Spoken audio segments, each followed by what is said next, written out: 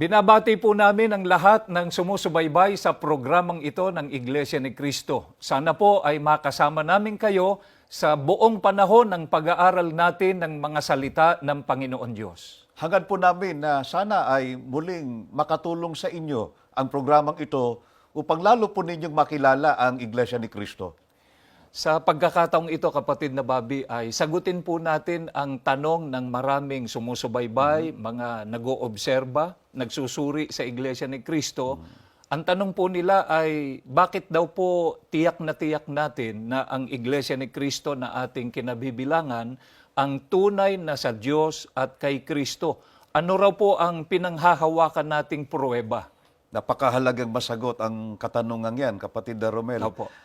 Mga kaibigan, sa paksang aming ilalahan ngayon ay makikita po ninyo ang mga katunayan na sa Iglesia ni Cristo na nagsimula po sa Pilipinas, natupad po ang mga hula o mga paon ng salita ng Diyos na nakasulat po sa Biblia na ito po ang pinakapatotoo ng kahalalan ng Iglesia o ito po ang katunayan na ang Iglesia ni Cristo ay may karapatan po bilang hinirang ng ating Panginoong Diyos. Ano po ba, kapatid na Bobby, ang hula po ng Panginoon Diyos tungkol po sa Iglesia ni Cristo na lumitaw po dito sa Pilipinas noong July 27, 1914? Ang isa rito, kapatid na Romel, ay ang nakasulat sa Isaias 43:5 hanggang 6. Ito po ang nakasulat. Huwag kang matakot sapagkat ako'y sumasayo. Aking dadalhin ang iyong lahi mula sa silanganan at pipisanin kita mula sa kalunuran. Aking sasabihin sa hilagaan, bayaan mo. At sa timugan, huwag mong pigilin. Dalhin mo rito ang aking mga anak na lalaki na mula sa malayo at ang aking mga anak na babae na mula sa mga wakas ng lupa.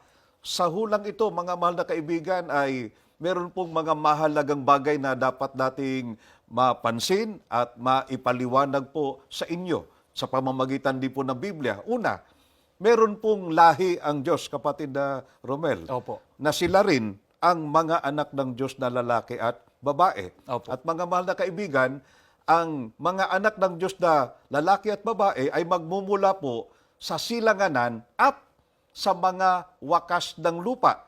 At batay din po sa binasa natin, kapatid na Romel, Opo. sila ay pipisanin o makararating din sa kalunuran. Mga kaibigan, iisa-isahin po natin ang nilalaman ng hulang yan. Ano po ang kinatuparan ng mga yan?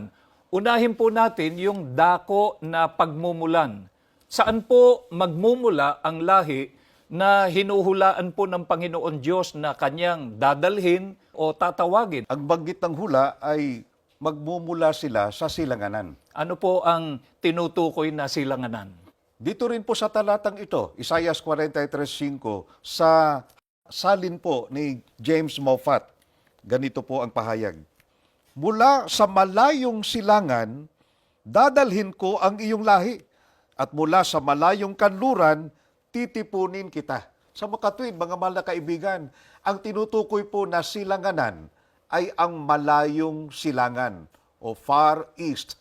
Diyan po itinakda na magmumula po ang lahing dadalhin ng ating Panginoong Diyos. Liwanagin po natin, kapatid na Bobby, ano po ang ibig sabihin na dadalhin po ng Panginoon Diyos ang lahi na mula po sa silanganan? At kanino po sila dadalhin ng Panginoon Diyos? Mabuti, basahin natin sa Biblia, kapatid na Romel. Opo. Dito po sa Juan 6:44, ganito po ang pahayag.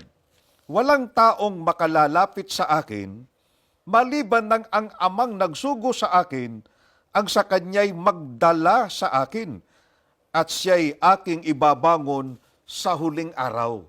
Napansin po ba ninyo, mga mahal na kaibigan, batay po sa ating binasa, ang mga tao po ay dinadala ng ating Panginoong Diyos sa ating Panginoong Hesukristo. Itinuro po ba kung papaano po dinadala ng Panginoon Diyos ang tao sa Panginoong Heso Kristo? Itinuro din, kapatid na Romel. Mabuti, basahin natin ang nakasulat dito po sa unang Korinto 1:9.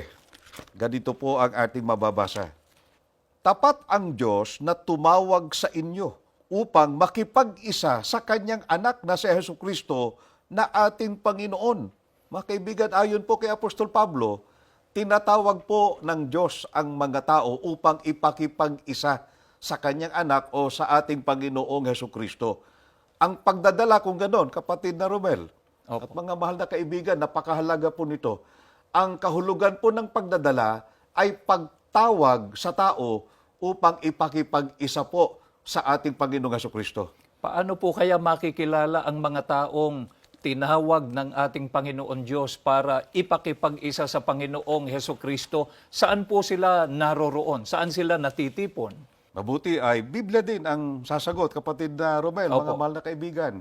Dito po sa Colosas 3:15, at maghari sa inyong puso ang kapayapaan ni Kristo, na diya'y tinawag din naman kayo sa isang katawan, at kayo'y maging mapagpasalamat. Mga mahal na kaibigan, ang mga tinawag po ng Panginoong Diyos upang ipakipag-isa sa ating Panginoong Hesukristo, ayon po kay Apostol Pablo, ay tinawag po sa isang katawan. Alin po yung katawan na tinutukoy, kapatid na Bobby? Biblia rin ang sasagot. Dito Opo. po sa Colosas 1:18, ito po ang pahayag. At siya ang ulo ng katawan sa makatwid bagay ng iglesia. Kaya ang katawan po na naroon ang mga tinawag ng ating Panginoong Diyos ay nasa loob po ng iglesia. Iglesia na katawan po ng ating Panginoong Hesukristo. Ano po ang pangalang itinawag ng mga apostol sa katawang ito na doon po natitipon ang mga tinawag ng Panginoon Diyos? Biblia rin, kapatid na Romel, at Opo. mga mahal na kaibigan. Dito po sa Roma 16:16, ganito po ang sagot. Magbatian kayo ng banal na halik. Lahat ng iglesia ni Kristo ay bumabati sa inyo.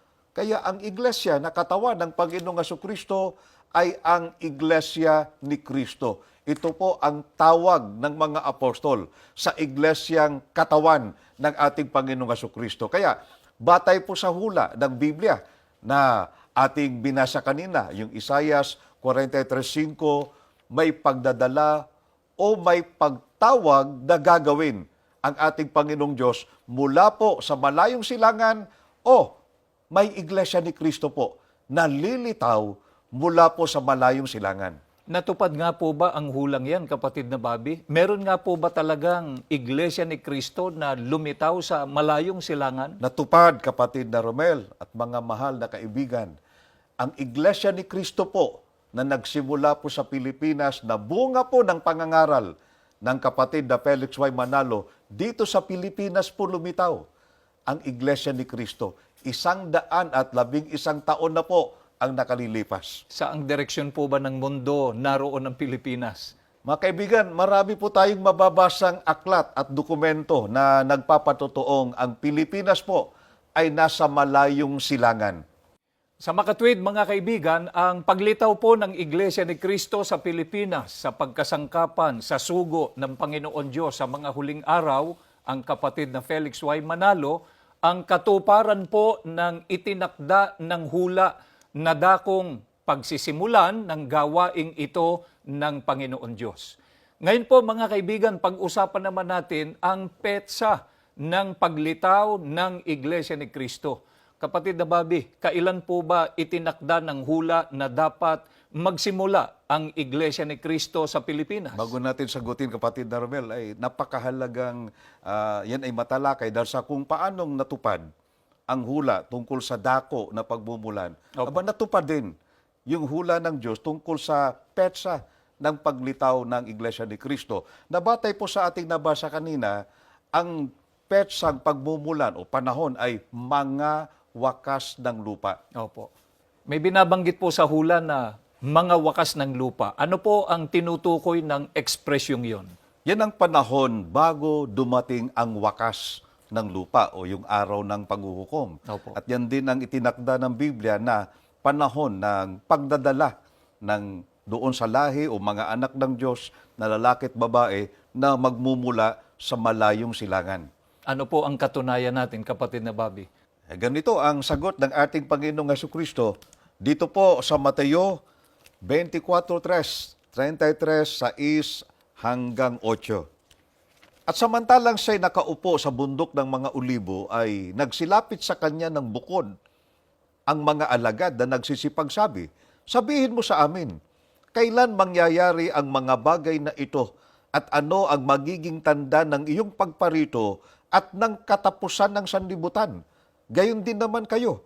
Pagka nangakita ninyo ang lahat ng mga bagay na ito ay talastasin ninyo na siya'y malapit na, nasa mga pintuan nga, at mga kakarinig kayo ng mga digmaan at mga alingaw-ngaw ng mga digmaan. Ingatan ninyo na huwag kayong magulumihanan sapagkat kinakailangan ito'y mangyari datapwat hindi pa ang wakas. Sapagkat magsisitindig ang bansa laban sa bansa at ang kaharian laban sa kaharian at magkakagutom at lilindol sa iba't ibang dako. Datapwat ang lahat ng mga bagay na ito ay siyang pasimula ng kahirapan. Sa mga talatang binasa po natin, mga mahal na kaibigan, nagtanong po ang mga alagad sa ating Panginoong Jesucristo. Ang tanong nila ay, ano ang magiging tanda ng iyong pagparito at ng katapusan ng sanlibutan? Mapapansin po ninyo na ang wakas ng lupa, ang katumbas doon, kapatid na Romel, ay katapusan ng sanlibutan. Opo. Yan ang itinatanong ninyo, yung mga wakas ng lupa. Opo. Yun ay panahon na malapit na ang katapusan na ang banggit din, kapatid na Romel at mga mahal na televiewers. Ang banggit ng Panginoong Jesucristo, malapit na ang wakas o nasa mga pintuan na ng wakas, na yan din ang sinasabi ng Biblia, mga wakas na ng lupa. Paano po natin malalaman na malapit na po yung wakas ng sanlibutan? Nagbigay ng palatandaan ng ating Panginoong Jesucristo. Ang sabi niya, pag nakita na ninyo ang lahat ng mga bagay na ito, talastasin ninyo, malapit na. Opo. At ang mga palatandaan, kapatid na Romel, ay magkakaroon ng digmaan, magkakaroon ng lindol, kagutom, at pasimula ng kahirapan na alam natin na yan ay natupad at patuloy na natutupad. Tayo lang po ba ang nagsasabi na natupad po ang hulang yan? Ba hindi lang, kapatid na Romel, mga mahal na kaibigan, maging ang mga nagsalin po ng Biblia, yung tinatawag pong Last Days Bible, sa kanila pong footnote, meron po silang paliwanag tungkol po sa mga pangyayari diyan sa Mateo 24:6 hanggang 8. Ang paglapit po ng katapusan ng panahon ay kakikitaan ng ilang pangyayari sa daigdig na nangyayari ng sabay-sabay. Ang ilan sa binanggit ay ang pagtindig o pag-aalsa ng mga bansa laban sa mga bansa o mga digmaan. Binanggit din ang pagkakagutom, ang mga paglindol sa iba't ibang dako, bagaman anya may mga gayon na ring pangyayari sa mga nakaraan. Pero sinasabi anya ni Jesus sa kanyang mga alagad na maghintay sa isang tiyak na panahon kung kailan ang lahat ng pangyayaring ito ay magiging kapansin-pansin ng sabay-sabay. Ang kauna-unahan sa gayong panahon sa kasaysayan ng daigdig ay naganap sa mga taon ng unang digmaang pandaigdig, 1914. Kaya mga mahal na kaibigan, ang katunayang nasa mga wakas ng lupa na ang panahon ay ang pagsiklab ng unang digmaang pandaigdig noong Hulyo 27, 1914. Mga kaibigan, kaalinsabay po ng pagsiklab ng unang digmaang pansanlibutan ay ang paglitaw po ng Iglesia ni Cristo sa Pilipinas. Narehistro po ito dito sa pamahalaan ng Pilipinas noong July 27, 1914. Ngayon, mga kaibigan, isunod po naman natin ang hula ukol po sa dakong mararating ng Iglesia ni Cristo na nagsimula po sa malayong silangan. Kapatid na Bobby, saan po itinakda ng Panginoon Diyos na makararating ang Iglesia ni Cristo na nagsimula po sa malayong silangan o Pilipinas? Di balikan natin yung hula, kapatid na Romel. Opo. Dito sa Isaias 43:5, mula sa malayong silangan, dadalhin ko ang iyong lahi.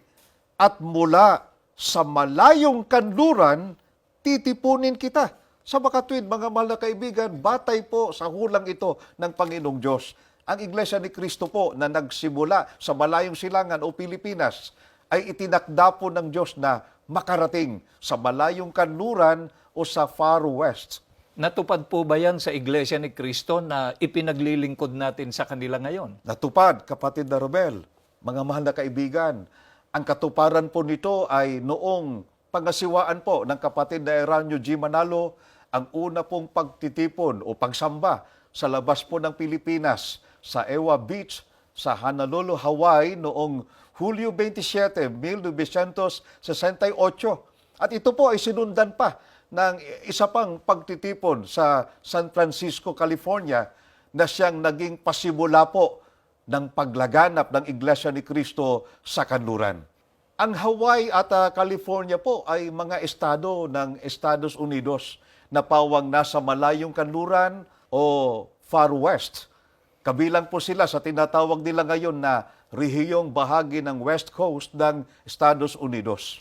Napansin po ba ninyo mga kaibigan kung paanong natupad po sa Iglesia ni Cristo ang itinakda ng hula tungkol po sa dakong pagsisimula ng gawaing ito sa malayong silangan na ang katuparan nito ay ang Pilipinas, ay gayon din po natupad ang itinakda ng hula tungkol po sa dakong aabutin ng paglaganap nito sa malayong kanluran, una po sa Hawaii at sumunod po sa California. Hindi lang yan, kapatid na Romel, natupad din ang itinakdang petsa o panahon ng paglitaw ng Iglesia ni Cristo, mga wakas ng lupa, ang katuparan po, Hulyo 27, 1914.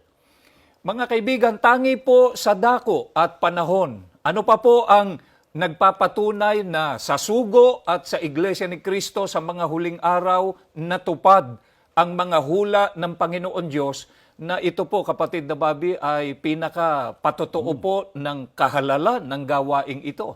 Ang babasahin natin, kapatid na Romel, ay isa pa sa mga hula o paunang salita ng ating Panginoong Diyos na nagpapatunay tungkol sa pagiging sugo ng kapatid na Felix Y. Manalo.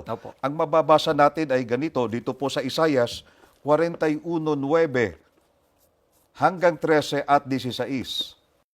Ikaw na aking hinawakan mula sa mga wakas ng lupa, at tinawag kita mula sa mga sulok niyaon, at pinagsabihan kita, ikaw ay aking lingkod, aking pinili ka at hindi kita itinakwil. Huwag kang matakot sapagkat ako'y sumasayo. Huwag kang manlupaypay sapagkat ako'y iyong Diyos. Aking palalakasin ka, oo, aking tutulungan ka, oo, aking aalalayan ka ng kanang kamay ng aking katwiran.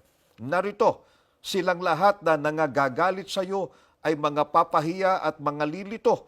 Silang nangakikipaglaban sa iyo ay papanaw at mga papahamak. Iyong hahanapin sila at hindi mo mga susumpungan. Sa makatuwid bagay, silang nangakikipaglaban sa iyo. Silang nakikipagdigma laban sa iyo ay papanaw at gaya ng bagay ng wala. Sapagkat akong Panginoon mong Diyos ay hahawak ng iyong kanang kamay na magsasabi sa iyo, huwag kang matakot, aking tutulungan ka, iyong pahahanginan at tatangayin ng hangin at pangangalatin ng ipo-ipo, at ikaw ay magagalak sa Panginoon, ikaw ay luwalhati sa banal ng Israel. Mga mahal na kaibigan, ang mga binasa po namin sa inyo ay nagpapatunay po ng kahalalan at pangako ng Panginoong Diyos sa kanyang sugo at sa gawaing ito. Natupad po ba yung pangakong yan ng Panginoon Diyos? Natupad, kapatid na Romel, ang pangako ng Diyos na pagtulong, paggabay, pagpapalakas at pagsasanggalang sa sugo at sa pasugong ito ay tinupad ng Diyos at patuloy niyang tinutupad. Ang pagtuligsa at paghahangad po ng mga kalaban na hadlangan at sirain ang iglesia ay sinagot po ng Panginoong Diyos. Nagparada po ng tagumpay ng Iglesia ni Cristo mula pa po noon sa panahon ng sugo kay kapatid Felix Y. Manalo hanggang ngayon sa ilalim po ng pangunguna ng tagapamahalang pangkalahatan ang kapatid na Eduardo V. Manalo. Mga mahal na kaibigan, sa ngayon po ang Iglesia ni Cristo ay nasa 168 bansa na at teritoryo at may 152 na lahi ng mga tao ang kabilang dito. At hindi lang po tayo, kapatid na Bobby, ang nakakasaksi, nakapagpapatotoo sa mga hindi po pangkaraniwang pagtatagumpay ng Iglesia ni Cristo, kundi maging ang marami pong mga nagsusuri, nag-oobserba sa Iglesia ni Cristo na kabilang po sa iba't ibang pangkati ng pananampalataya. Ang katunayan po niyan, mga kaibigan, ay panoorin po natin ito.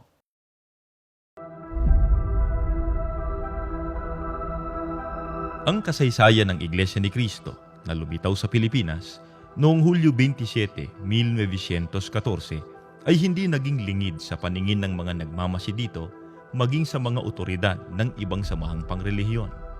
Noon pang taong 1955, halos 41 taon pa lamang mula nang magsimula ang Iglesia ni Cristo, isang paring Heswita na si Joseph Cavanagh ang nagsabi sa kanyang aklat na pinamagatang The Iglesia ni Cristo ay ganito ang kanyang inilahad. Subalit hindi maikakaila na ang Iglesia ni Cristo ay isang malaki, makapangyarihan at lumalaganap na organisasyon. Maaring ito na ang pinakamahalaga at pinakaagresibong banta na kinakaharap ng Iglesia Katolika sa kapuluang Pilipinas sa kasalukuyang panahon. Sadyang ito ay isang puwersa na dapat isaalang-alang ngayon at sa mga darating na taon ng sino mang may pagpapahalaga sa kapakanang panrelihiyon ng mga Pilipino. Maging ang mga otoridad ng mga samahang protestante ay nagpahayag. Sa aklat na Dynamic Religious Movements ay ganito ang kanila mismong isinulat. Ang Iglesia ni Cristo ay makabuluhan hindi lamang sa Pilipinas bilang isa sa pinakamalalaki, pinakamaiimpluwensya at makapangyarihan na nagsasarili at katutubong iglesia sa Third World. Nangangailangan ng ating maingat na pagsusuri ang Iglesia ni Cristo. Ano ang kasaysayan ng Iglesia ni Cristo? Matutuklasan ba natin ang mga dahilan ng pambihirang paglago nito? Bakit ito naging lubhang matagumpay sa pagpapalaganap ng mga aral nito sa mga dako kung saan ang ibang mga iglesia ay hirap na hirap lumago? Sa website mismo ng National Historical Institute, isang sangay ng pamahalaan na may kinalaman sa mga naging bahagi ng kasaysayan sa Pilipinas, sinasabi nila ang ganitong obserbasyon ukol sa Iglesia ni Cristo. Ang Iglesia ni Cristo o Church of Christ ay kamanghamanghang patuloy na lumaki sa pamamagitan ng libu-libong tao na naaakit umanib sa iglesia. Nagsimula ito noong 1914 bilang isang hamak na relihiyon na may iilang kaanib lamang. Subalit kung mamalasin natin ang Iglesia ni Cristo ngayon na taglay ang mararangyang gusaling sambahan nito, ang katutubong relihiyong Kristiyano na ito ay nangingibabaw bilang isang makapangyarihang iglesia na nagtamo ng respeto ng mga Pilipino dahil sa bahaging ginagampanan nito sa pag-unlad ng ating bansa.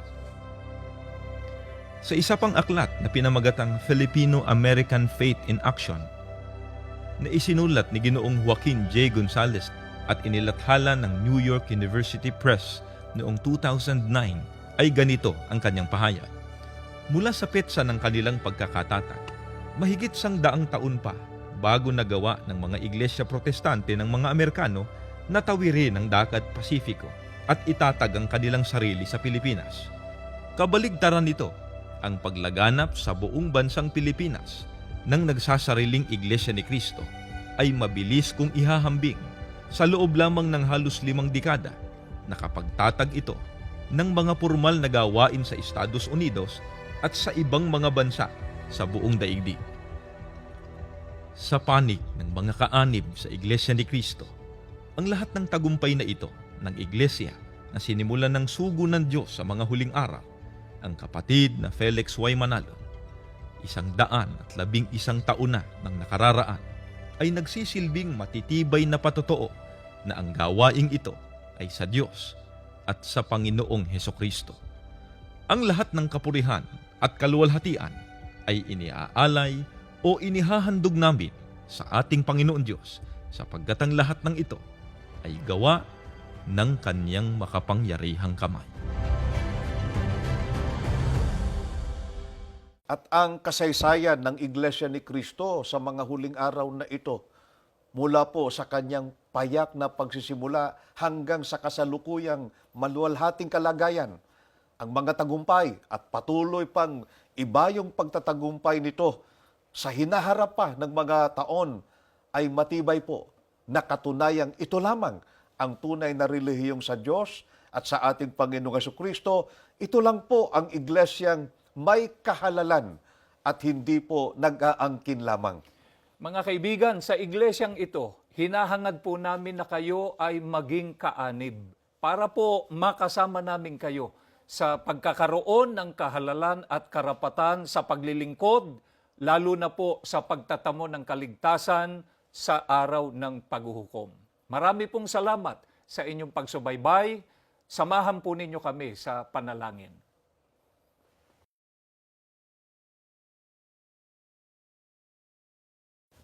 Ama naming Diyos, salamat po ng napakarami sa iyo. Muli po kaming nakapag-aral ng iyong mga dakilang katotohanan tungkol po sa Iglesia ni Cristo na aming kinaaaniban. Amen. Pinatutunayan po ito ng napakaraming hula. Katunayan po na ikaw po ang may hawak sa sugo at sa pamamahala sa loob ng Iglesia. Amen. Napakahalaga po na ito'y maunawaan ng aming mga mahal na taga-subaybay sapagkat dito mo po tinatawag, dinadala, tinitipon ang mga tao po na kinikilala mong iyong mga anak. Amen. Pinaglalaanan mo po ng iyong mga biyaya, Amen. lalo na po ng kaligtasan pagdating ng araw ng paghuhukom. Amen. Pakipagpalain mo po ang aming mga mahal na taga-subaybay. Sana po hindi lang naunawaan, kundi sampalatayanan po nila Opo. ang mga katotohanan kanilang narinig para kami po ay magkasama-sama sa tunay na paglilingkod, Opo. lalo na po sa pagmamana ng pangako mo pong kaligtasan. Amen. Pakipagpalain mo rin po ang aming mga kapatid. Ang mga aral na ito naway lalong makapagpatibay Amen. ng aming pag-asa at pananampalataya. Binasbasan mo po ang kabuuan ng iglesia at ang aming tagapamahalang pangkalahatan, ang kapatid na Eduardo V. Manalo. Amen. Sa pangalan po ng aming Panginoong Hesus Kristo. Amen.